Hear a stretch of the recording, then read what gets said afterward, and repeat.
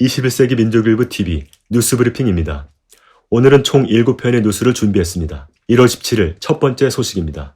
트럼프 행정명령 13959로 일석이조 노린다. 트럼프 행정부 임기 말까지 중국 때리기가 계속되고 있다. 특히 13일 행정명령 13959 일부 조항 수정 발표 후 그 강도를 더 높여나가고 있다.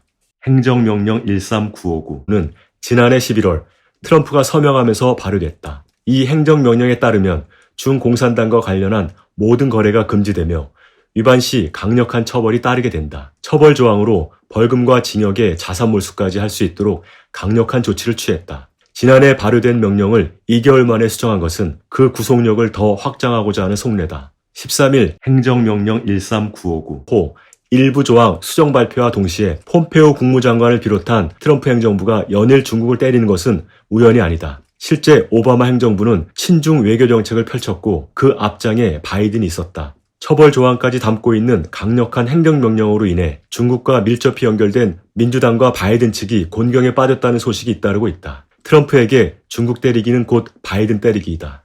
행정명령 13959 수정 발표 다음 날인 14일 미 행정부는 동시다발로 대중 제재를 발표했다. 국방부는 휴대전화 제조업체 샤오미 등 9개 업체를 중국 인민해방군 연계 기업으로 엮어 제재 대상으로 삼았으며 상무부는 중국 해양석유총공사를 제재했다.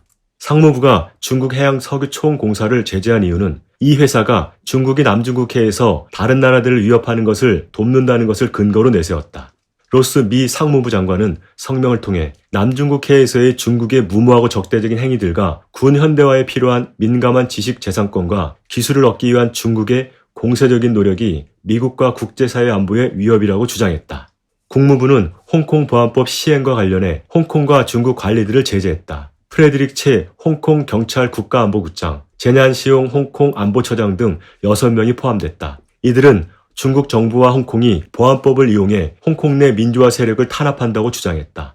국무부는 또 남중국해와 관계된 중국 공산당과 인민해방군 해군관리 등 중국인들을 대상으로 비자 제한 조치를 시행했다. 트럼프는 민주당과 중국 공산당과의 연결을 일관되게 주장하고 있으며 이번 대선에도 중국 공산당이 조직적으로 개입해 민주당 선거 조작을 도왔다고 믿고 있다. 행정명령 13959를 통한 전방위적 제재로 중을 압박하고 또 제재 위반에 대한 수사를 통해 민주당의 차이나 게이트를 들춰내겠다는 것으로 풀이된다. 트럼프의 중국 때리기는 트럼프 2기 행정부 출범 가능성을 열어둔 조치이기도 하다. 다음 소식입니다. 미 탄도탄 감시 추적자산 동아시아 집결, 전운 고조. 북을 중심으로 중국, 러시아, 이란을 한 축으로 하고 미국을 중심으로 일본, 유럽연합, 이스라엘을 대체하는 하나의 전선의 3개의 전장이 형성돼 있다. 작년에 이어 연초부터 이 3개의 전장에 군사적 긴장이 고조되고 있다. 3일 이란군 사령관 솔레이마니 폭사 사건 일주기 즈음 미가 페르시아만에 니미츠 핵항모, 조지아 핵잠, B-52 전략 폭격기를 배치해 이란을 자극했고 이란 역시 보란듯이 우라늄 농축 농도 20% 상향 작업을 재개했고 13일 마크란 해안 북부 인도양 일대에서 에흐다드 99 군사훈련을 전개했다. 한편 동아시아 정세도 심상치 않다. 미국을 비롯 영국, 프랑스, 독일 등 제국주의 연합 세력은 동아시아의 B-1B, B-52H, F-35, 도널드 레이건 핵항모 전단, 루즈벨트 핵항모 전단, 퀸 엘리자베스 핵항모 전단, 프랑스 핵 잠수함 등 핵 전략 자산을 집결시키고 있다. 이에 맞선 중국은 지난달 26일 시진핑 주석이 개정 국방법에 서명했고 지난 1일부로 전격 발효됐다. 4일 시진핑은 중앙군사회를 개최해 개정 국방법 1호 명령인 전국의 중국군의 전쟁 대비 훈련 개시 동원령에 서명했다. 이 자리에서 그는 공산당과 인민이 부여한 시대적 사명을 완성해 중국 공산당 창당 100주년을 맞이하자고 연설했다. 지난 5일부터 8차 당대회를 통해 대열을 정비한 북은 14일 열병식을 개최 신형 잠수함발 탄도미사일을 공개하는 등 일심 단결력과 군사력을 과시했다.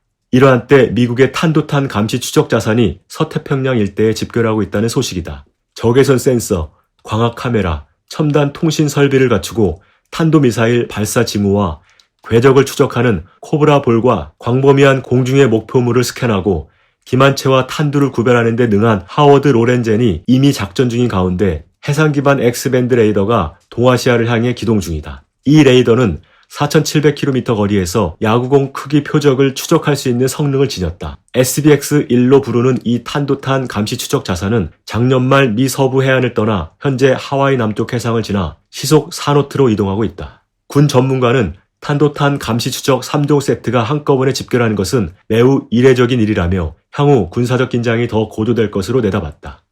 다음 소식입니다. 미 공화당 의원들 각성, 트럼프 탄핵 불가.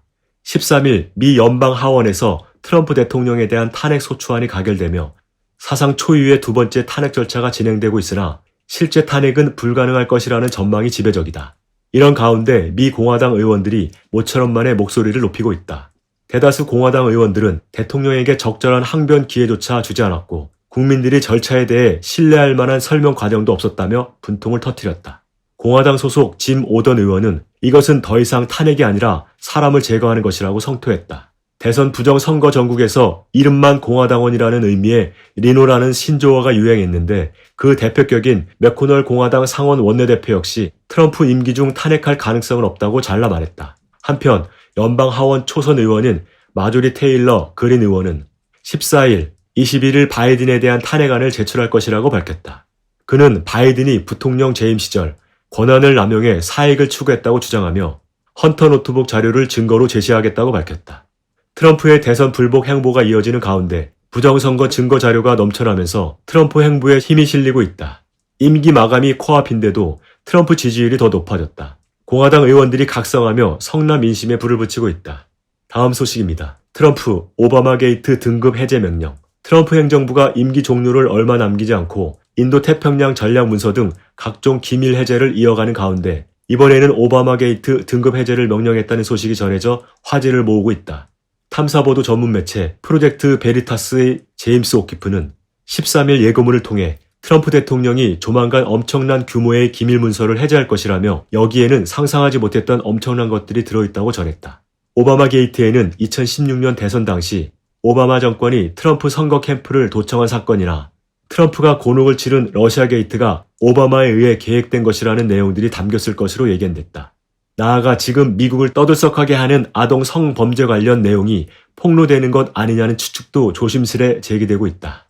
한 언론은 오바마에 관련한 기밀 해제 문서 목록만 40개에 이른다고 밝혔다. 미 CEO 패트릭 번은 자신의 트위터를 통해 오바마의 명령에 따라 힐러리에게 뇌물을 준 사실을 공개한 바 있는데 이번에 오바마의 실체가 얼마나 드러날지 관심이 모아지고 있다. 다음 소식입니다. 트럼프 측근들, 트럼프 재선 확신. 1월 6일 미 연방의회가 바이든 후보의 당선 인증 절차를 진행했음에도 불구하고 트럼프 대통령의 불복 행보가 이어지는 가운데 그 측근들이 한결같이 트럼프 재선을 확신하는 발언을 내놓아 눈길을 끌고 있다. 마이클 플린 전 국가안보보좌관은 14일 인터뷰를 통해 트럼프 대통령 연임을 확신했다.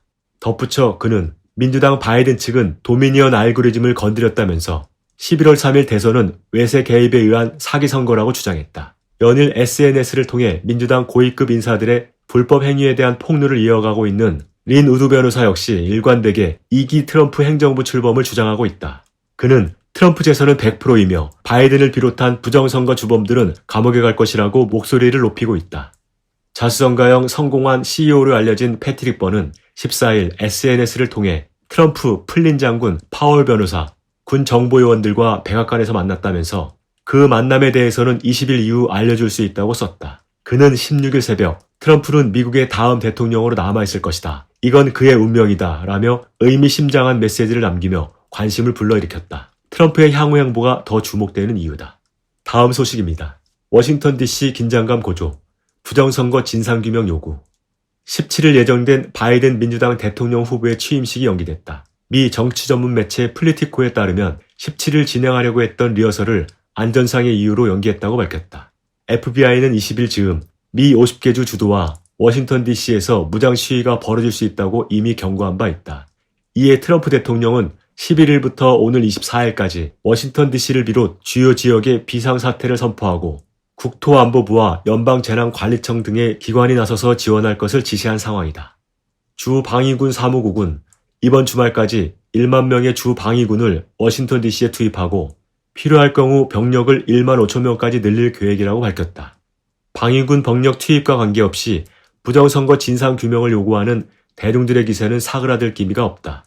SNS상에는 침묵하는 것을 거부한다는 홍보 포스터가 빠르게 퍼지고 있다. 해당 포스터는 17일 12시 워싱턴 DC를 비롯 미 전역 50개 주 주의회 의사당 앞에서 집회가 열린다고 알리고 있다. 무장 시위로 진행될 이날 집회가 당일 종료될지도 미지수다. 20일 100만 민병대 행진 계획도 이미 공포됐다. 부정선거 진상 규명 요구가 거세지는 가운데 현지에서는 천문학적인 부정선거 증거가 공개된 이상 취임식 리허설뿐 아니라 바이든 취임 자체가 취소될 수 있다는 주장도 제기되고 있다. 마지막 소식입니다. 미국 사실상 계엄 상태. 워싱턴 DC에 배치된 병력이 이미 1만 단위를 넘어섰고 최근 실탄까지 공급됐다. 백악관을 비롯한 주요 기관들 접근이 차단됐고 도심 곳곳에는 바리케이트가 설치됐다.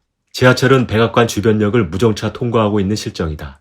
11일 워싱턴 DC를 시작으로 비상사태가 선포되더니 이내 5개 주로 확대됐고 결국 미 전역으로 군 병력 배치가 확대되고 있다. 미 동서부에 전쟁 직전에 등장하는 병원선이 투입됐고 동부 해안에는 선무공장용 특수작전기 EC-130J가 작전 비행했다. 평소 공개 행보를 자제하던 밀러 국방장관 대행이 야간 시찰을 지휘하며 군 지휘권자임을 과시하기도 했다. 최근 펠로시 연방 하원의장과 군 수뇌부와의 마찰에서도 보여지듯 최고사령관인 트럼프 대통령의 군 통수권자로서의 지위는 여전히 굳건해 보인다. 퇴임 전 기밀 해제를 약속했던 트럼프 행정부가 연일 중대한 기밀들을 해제하고 있는 가운데 트럼프의 다음 카드가 무엇일지 궁금증을 자아내고 있다. 1월 17일 뉴스브리핑 마칩니다.